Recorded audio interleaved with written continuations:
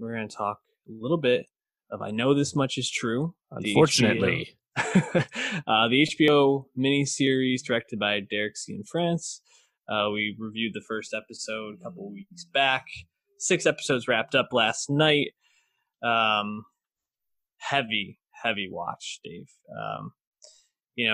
I was describing the events to my fiance, and she just couldn't believe. Like I was describing like what happened across 4 episodes. She's like, all this happened just in 4 episodes. Like, yeah, there's a lot going on here, and most of it is really book club, baby. Yeah, most of it's really painful, and emotionally, and it looks painful for Dominic, played by Mark Ruffalo, who's really the main character of this, and his brother is Thomas. Thomas, yes. Cuts off his hand in the first episode, is, I think, diagnosed schizophrenic, paranoid schizophrenic. I think this is a really well done series. I think there's some really good performances in here. And I think the storytelling, weaving in intergenerational trauma and pain and grief, is really well told. But when you really boil it down, it's a heavy watch, and I think it just sometimes felt a little bit more like a chore for me. Were you feeling the same? It's grief porn. and just because it's serious subject matter doesn't make it good. That's the problem. Like, the acting's great.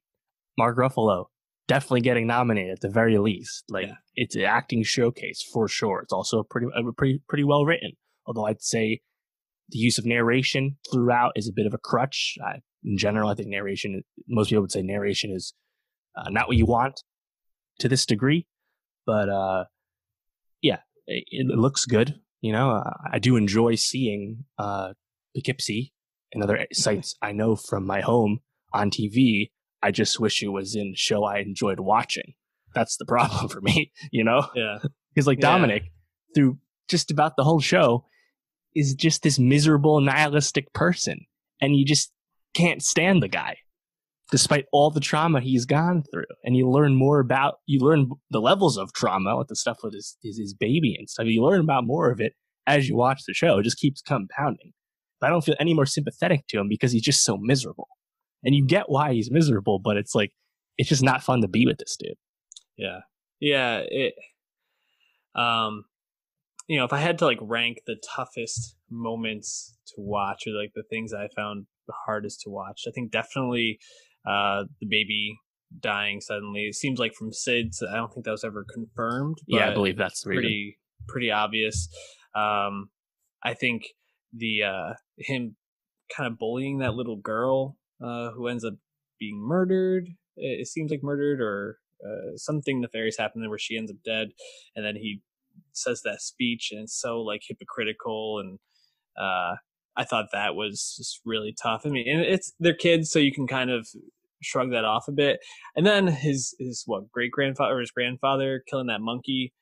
I was out on the monkey. I mean, after he just had his brother basically executed, just really tough stretch there. All the stuff in terms of the old country stuff was really, really tough to watch.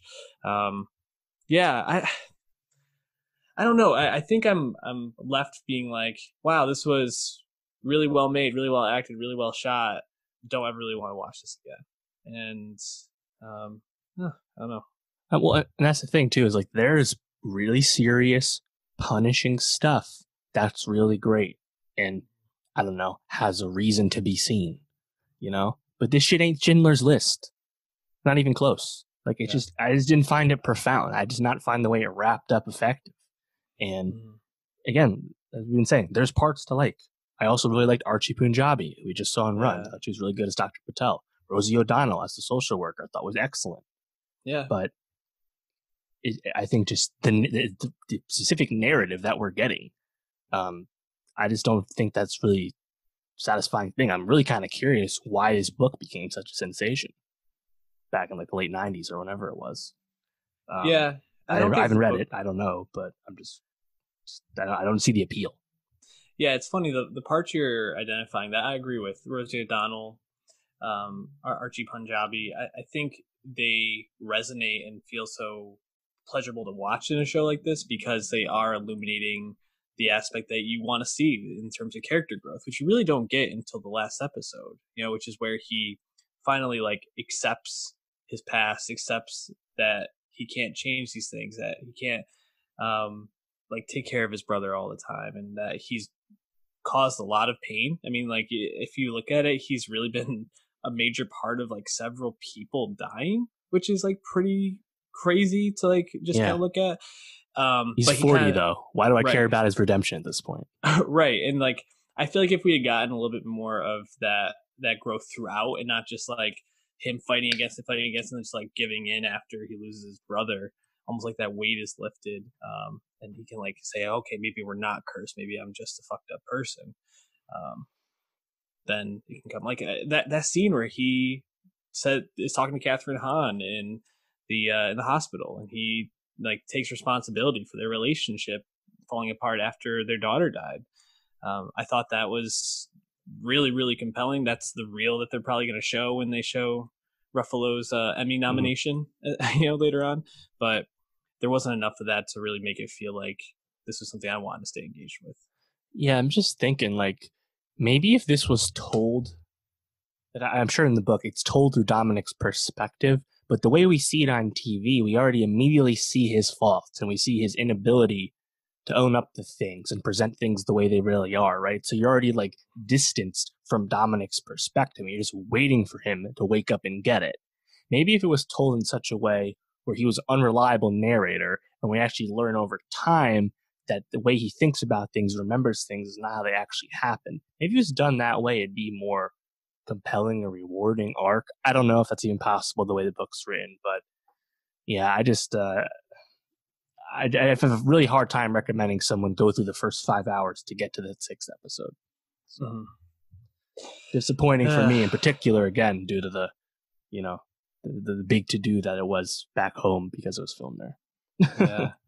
Yeah. Well, I if you haven't watched it, if you want to sit with some heavy themes, some heavy times, go for it.